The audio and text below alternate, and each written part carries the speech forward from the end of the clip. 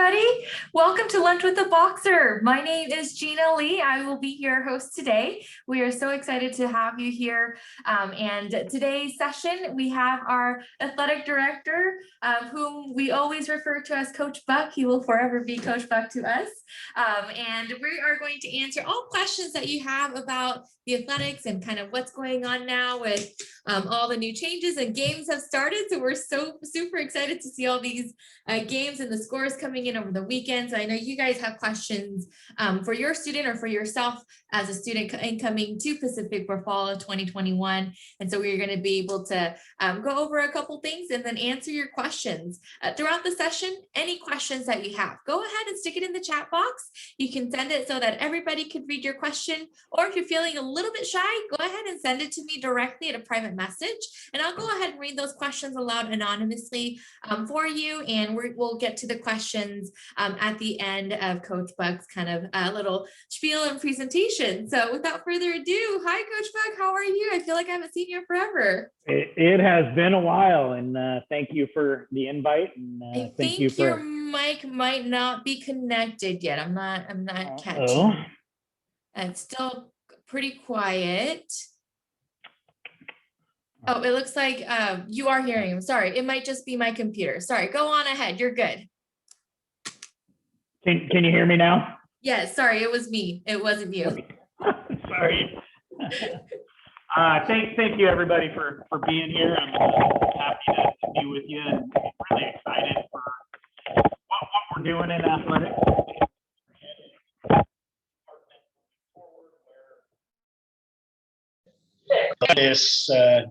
This organization to be in, and it's been a really trying year, as it has been for all of you, but very proud of the effort our student athletes have put in, our coaches, to deliver an experience that has ultimately still been very positive. And just this last weekend, we finally got our last two sports, basketball and football, to compete, which now means every single one of our programs has competed this year in this spring season. And for those that don't know, we pushed everything into the spring semester. So 24 varsity sports competing really in about a 3-month period has been quite challenging, but also been a lot of fun.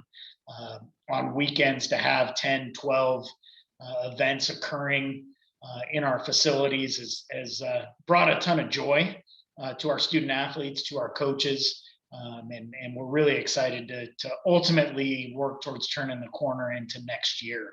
And all of you that are on this call being a big part of those plans for next year. And I think probably the most important question that everybody will come up with is, what are those plans for next fall? What is Athletics Pacific's plans for moving forward? And as of today, we are fully anticipating a return to full athletic environments in the fall. So our fall sports arriving in mid-August and preparing for their competitions beginning in September. Everybody else showing up when school starts and getting into their workouts and into their practice preparations for the seasons in winter and spring sports. So to give you a little bit of background about myself, I am almost 12 years in at Pacific. I came here in the summer of 2009 to restart the football program. And Pacific hadn't had football for about 20 years on campus. And I started it. We brought 100 freshmen in that first year and got our teeth kicked in a little bit, but ultimately 5 years later, put a conference championship trophy in the building, and built a great amount of athletic pride in the department.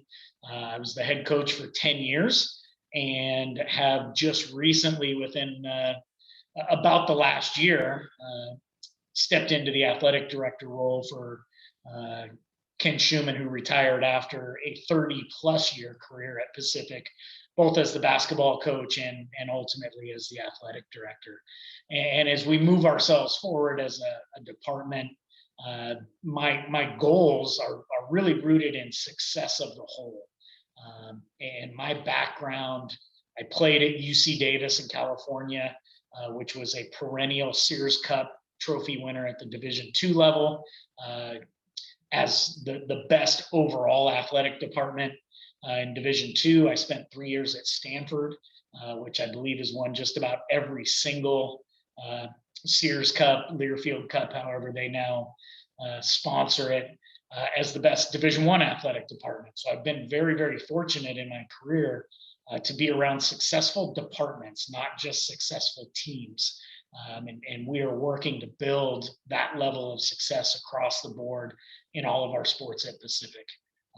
And really excited for the staffs we have together. And I hope all of you that are on this call have had a chance to really engage the coaches in your sport, because I do think that they are great people, first and foremost, experts in their field, and really do have your best interest at heart in developing you both as a person and as an athlete. And so we have about 550 student athletes in the department, which is around a third of the student body.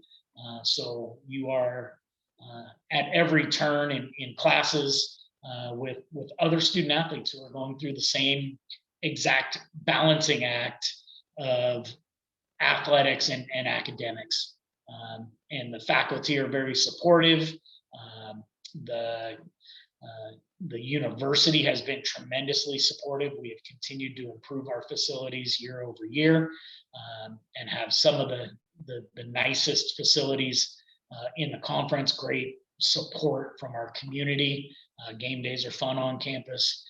So ultimately what I'm saying is athletics do matter at Pacific, and that isn't always necessarily the case at every institution, but Pacific has invested in the student athlete experience as part of the overall college experience for you. So that's a real brief introduction of who we are, and really, I'm here to answer your questions. I'd rather not tack at you. I'd prefer to talk with you and answer the concerns, questions, and interests that each of you have about what Pacific can do for you in your experience here. Thank you. I actually have a question that came in through our Google form. We do send out a Google form ahead of time for families who aren't able to make it to the live session but may have questions. And the question that came in is, my son is hoping to play soccer while in college. With COVID this past year, it's been difficult to get updated video of game footage. And I know this is the problem with many seniors right now, in other sports as well. Will there be tryouts to make the team before school starts in the fall, or will the tryouts be filled with only prospects and or recruited players that are being recruited right now? So that is a case-by-case basis. And typically in our department, we have a few sports that are pretty open roster, that almost anybody can come and be a part of the experience. A lot of times football has roster spots available for a lot of individuals. Track, swimming are pretty open rostered sports. Soccer is one that the opportunities vary, just because we have limited roster spots. So we carry somewhere around 25 individuals on the soccer team.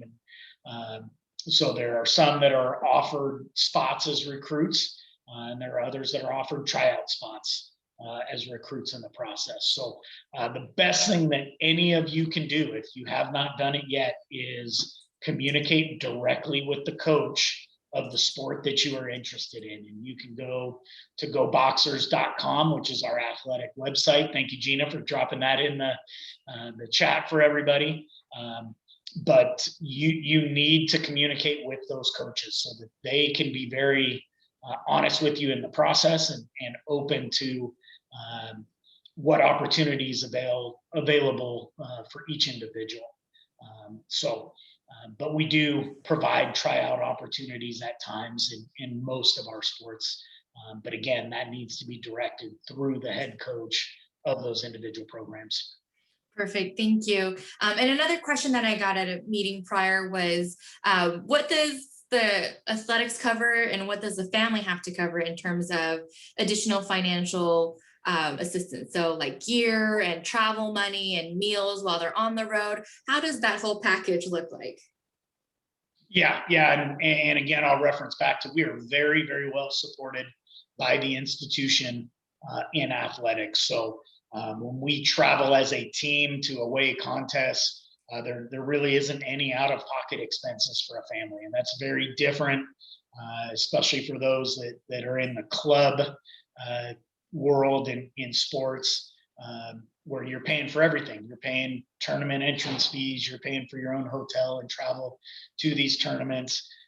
You're paying for your own uniforms, all those things. We provide the basic necessities to be a college athlete, and that includes our travel.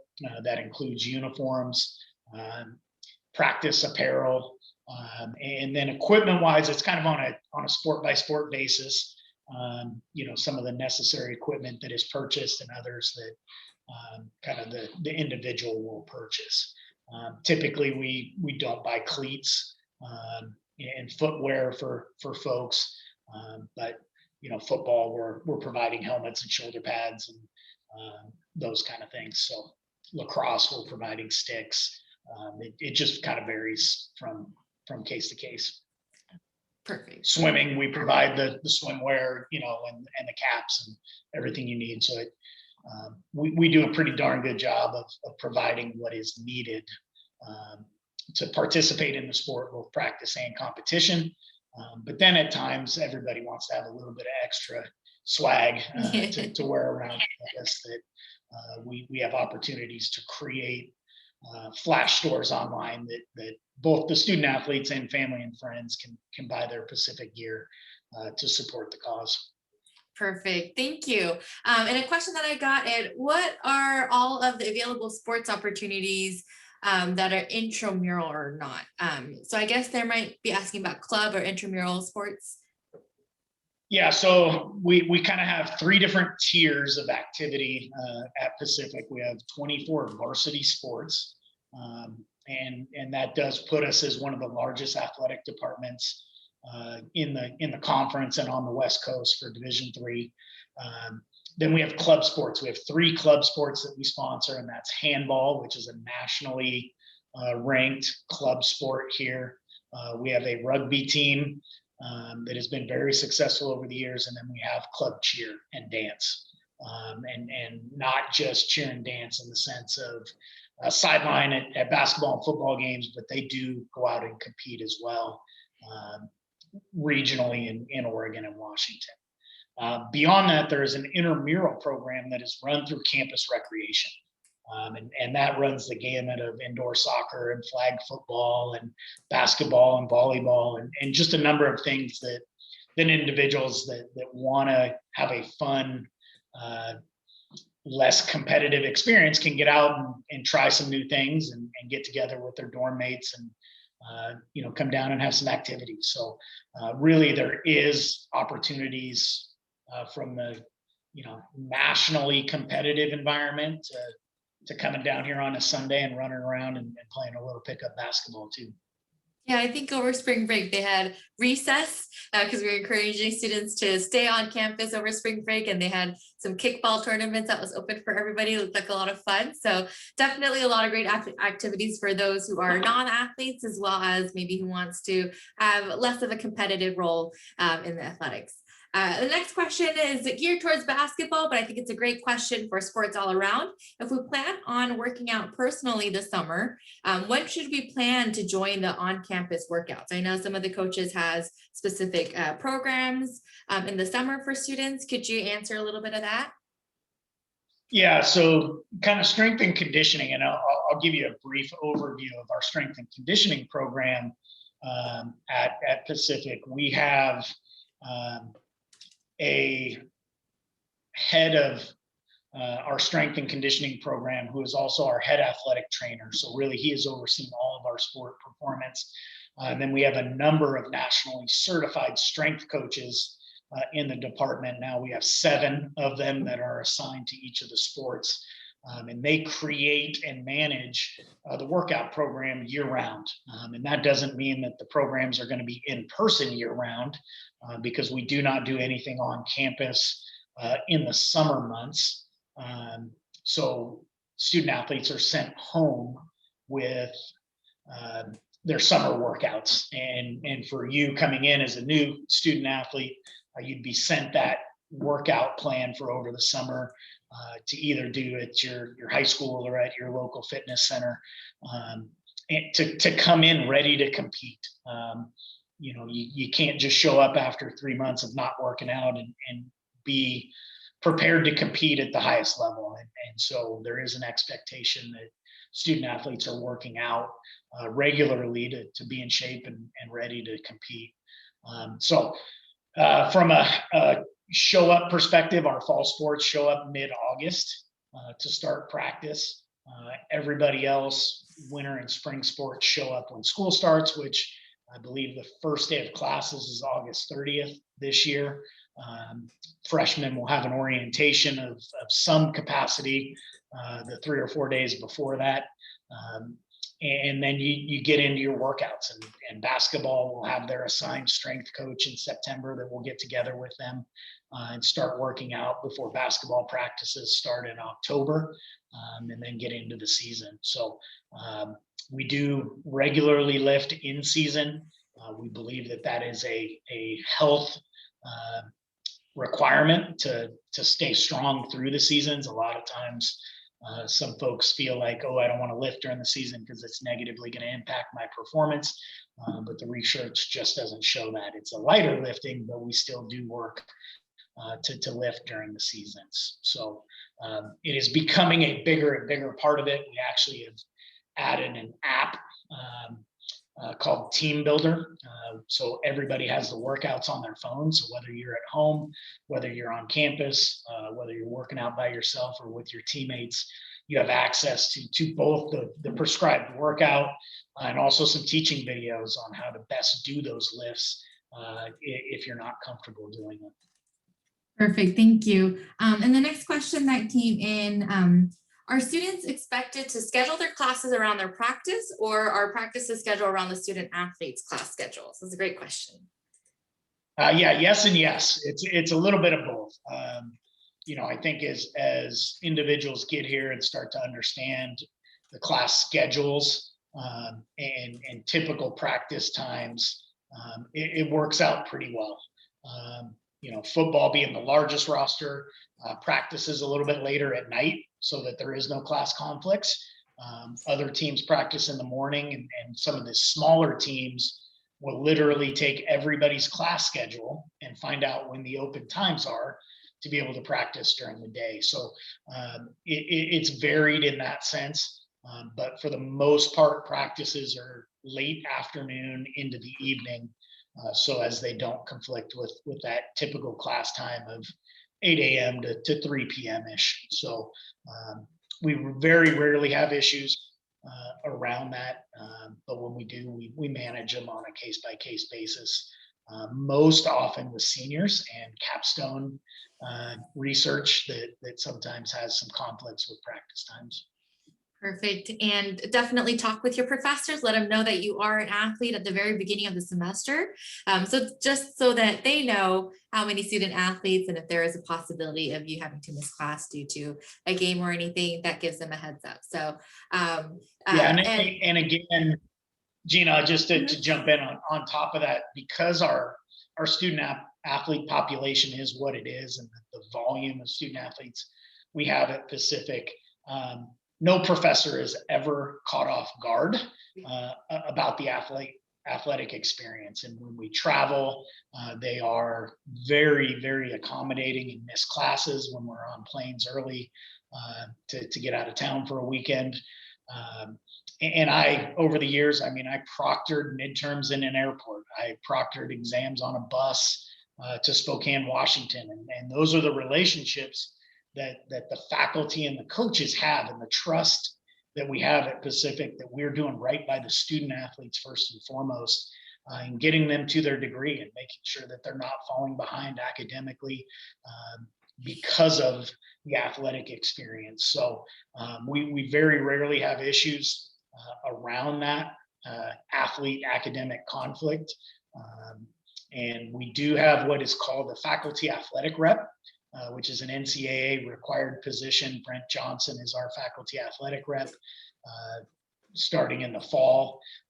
And so he is kind of the liaison between the faculty and athletics, and anything that comes up that needs to be addressed, we get a chance to hit it head on and make sure, again, that the student is the first priority in what we're trying to do with the whole of the collegiate experience. So we do have tutoring as well on the academic side. The library has a tremendous tutoring system, both peer tutoring as well as traditional tutoring. So in those early math, science classes, writing workshops, all of those things that are just more tools in the bag for athletes and students in general to use to be successful right off the bat when they get here. Perfect, thank you. And that definitely helps to know some of those resources. And this question came in from a parent, which I think is a great question. What's the best way for a parent to get involved with sports at Pacific? If they have a student who's going to be an athlete, what can they do to support their student and be involved as well? Yeah, it's great. I mean, I think the thing that student athletes appreciate most is, seats filled in stands and having people at the contests. And if you can't be here in person to see them, we live stream every one of our contests, short of, a few rowing and cross country. Some of those are tough to get live streamed. But we do live stream almost all of our contests so that families and friends can be a part of it and can engage with it. We have a tremendous booster club called the Boxer Club that families can get involved with, and we host events throughout the year on campus for Boxer Club members to partake in. But really, we understand a parent's commitment to the whole, and just love the fact that parents are supporting students in their endeavors to be athletes, to be students, to have a great college experience. And there's nothing wrong with sending a little goodie bag from home, a little taste of home, mom's favorite cookies, and out of the oven. Always save a couple and slide them over to the athletic director's office is a good thing too. But no, I think parents find ways individually and amongst the individual teams in ways to engage. And our softball parents, as an example, a lot of times they are doing kind of potlucks in between double headers for the team. And so that's a tremendous taste of home for the athletes in between those games, but also, is a great savings for us in not having to cater meals. So a lot of times that's how families will support as well. Awesome, thank you. So it sounds like there's a few different ways to get creative and support the system. But just so we're, right now we don't have anyone in the stands. Everything is video. We do plan to have, hopefully with things going the way they are, in person where people can come and watch the games. Is that correct? Yeah. And obviously that'll be dictated by, local and state guidance and, in the state of Oregon, and I don't know how many of us are from Oregon versus other states, but, we had to go through quite a process to get athletics back this fall in terms of working with the Oregon Health Authority and the governor's office to get an exemption to the restrictions placed in the state, and went through a long, arduous process to get that approved. Much delayed compared to Oregon and Oregon State and the Pac-12's exemptions that got sped through pretty quickly, but we got there, and we've been very, very successful in delivering athletics in as safe a manner as possible. And that'll be our approach even moving into the fall is we're going to do everything we can within the confines of being safe. And so we'll continue to advocate for athletics, but also be as conservative as we need to be to have everybody safe and back on campus and in class and at practice and competitions. Thank you. I know it was a little bit of a frustration, but you guys have been working so hard to get all of that approved. And so we do appreciate all of your hard work. We have a question that came in is, does Pacific have programs for students to become certified strength and conditioning specialists with the NSCA when they get ready to graduate? And I did Google that in case. National Strength and Conditioning Association. Clearly, I'm not in that field, but do students have an opportunity in that? Yeah, and that is something coming down the line, and as athletic director, I think I can say this and not get in a ton of trouble. There are a couple really exciting majors in the works at Pacific. They're not formally approved, so if I was a dean on this call, I wouldn't be able to comment on them. But I am really, really excited around the sports leadership program that's going to be within exercise science, which is already a major, or kinesiology, as we're calling it now, that is going to really be the avenue that folks that want to get invested in strength and conditioning, personal training, coaching, all of those elements. There's going to be a pathway for them, and I'm really, really excited about that. I was an English major and communications major in college and spent my life coaching. And had there been a program around that when I was going through college, I probably would have gone that path. And so I'm excited for folks to have that opportunity to do it. We're also adding some sports communication track that's going to be really cool in sports production, the sports writing, commentating, play-by-play kind of production stuff too. So there's a lot of things that Pacific continues to do and adapt with the times and provide opportunities to students for what they're interested in doing.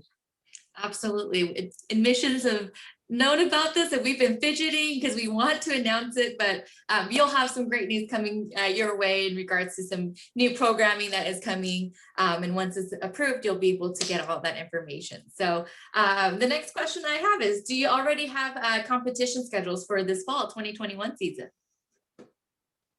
Yeah, we do. And there may be some variance that comes up.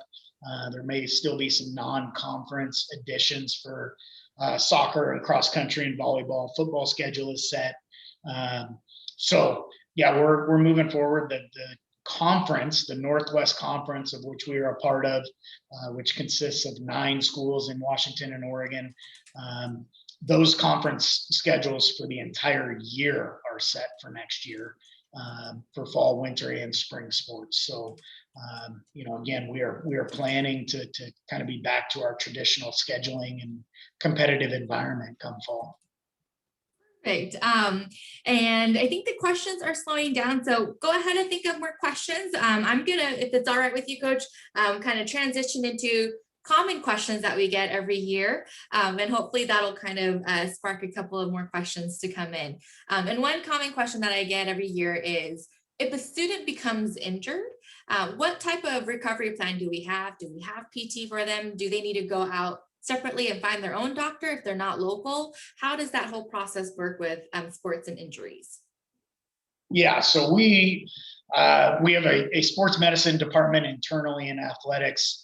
We have 4 full-time athletic trainers to cover the sports. Then we have a team of physicians.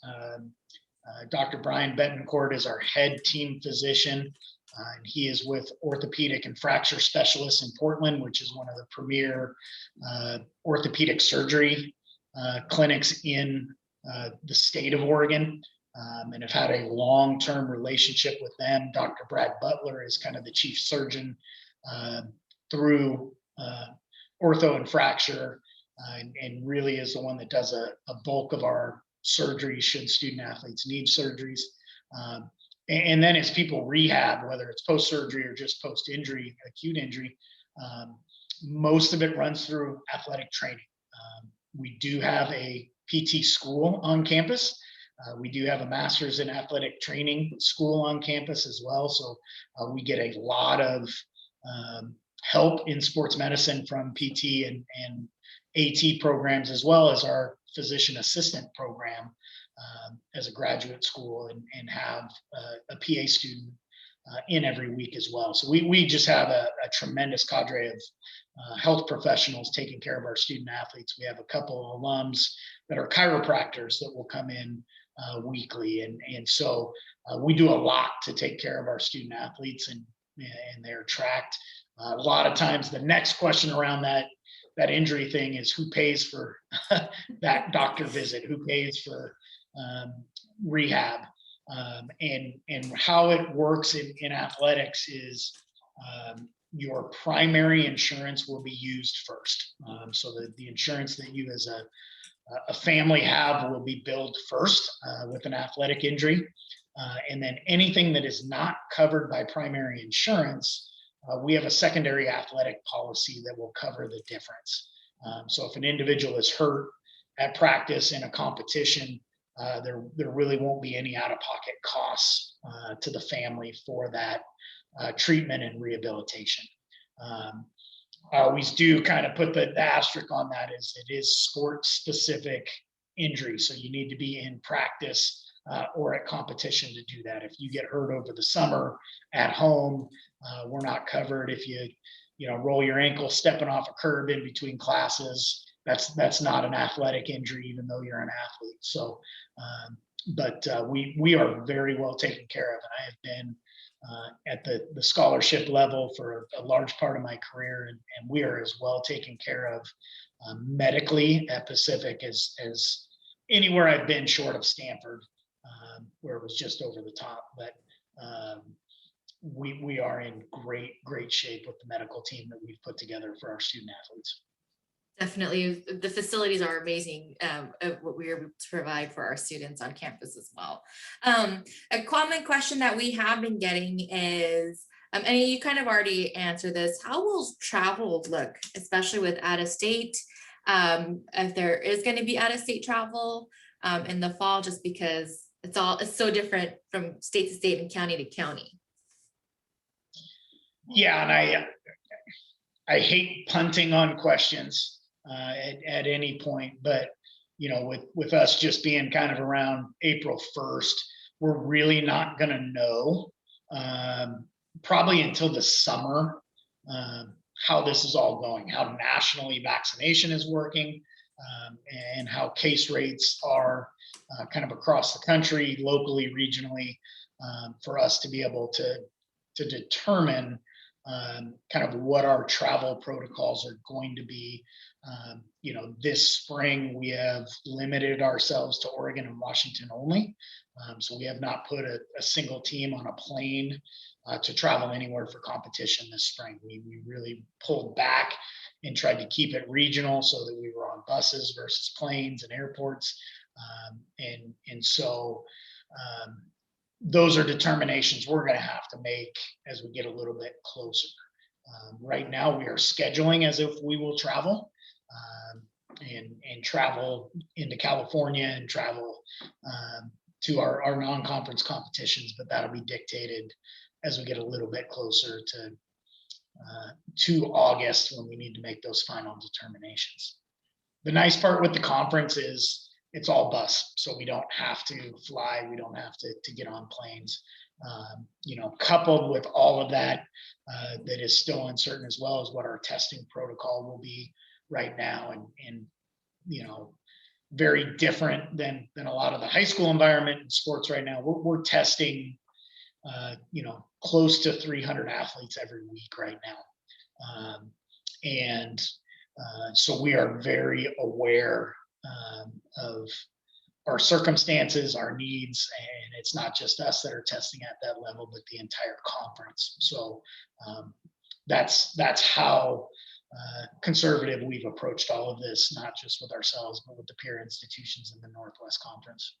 Absolutely. And this is what I always like to put in our dean of that was here, Sarah Phillips, as well as our president, both have backgrounds in virology, and that's kind of their expertise. And so they kind of know how viruses work and are able to make those decisions for the safety of our students. And that's how I believe we've been fairly successful with being in person and not having the number of transmission cases happen. And so it's kind of nice to know that we have people who have that background are able to make those decisions.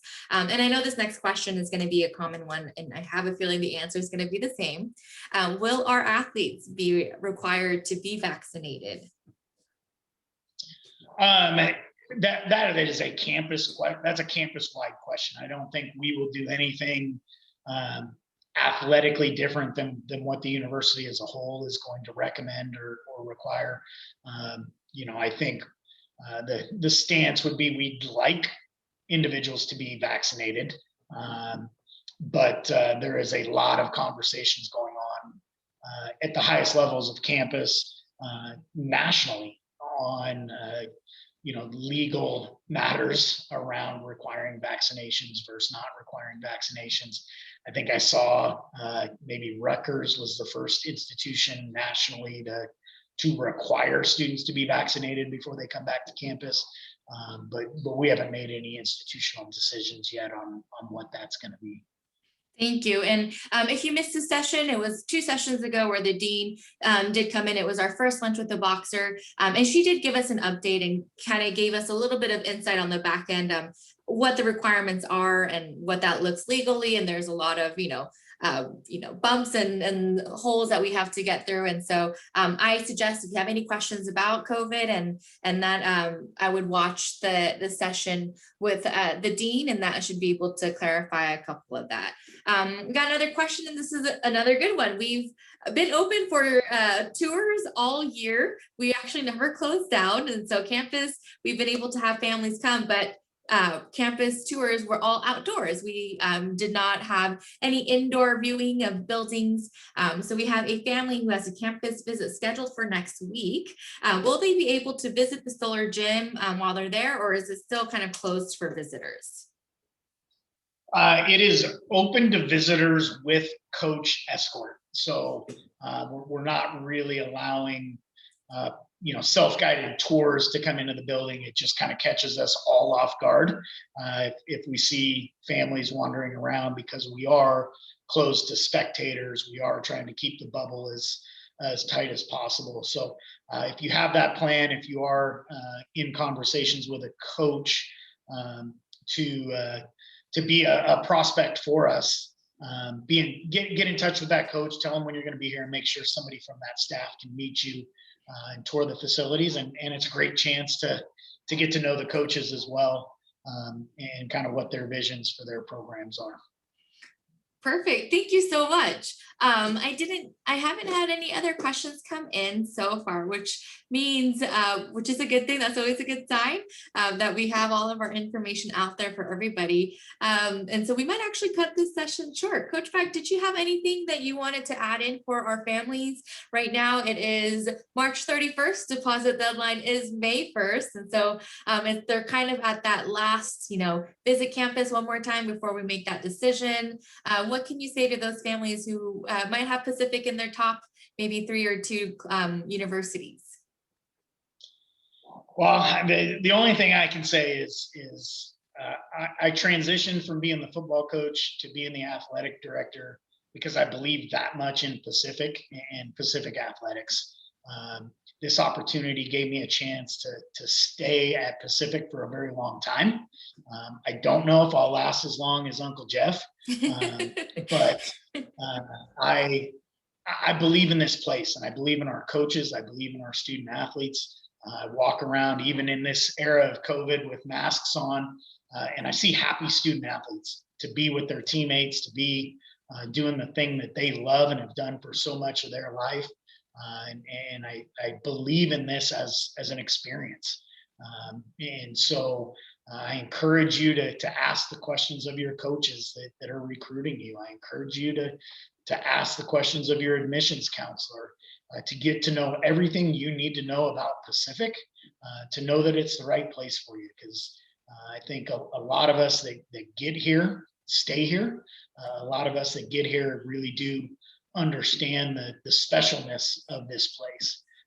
And again, I've been around enough institutions and some of the top institutions in the world in UC Davis and Stanford, and I've fallen in love with this place.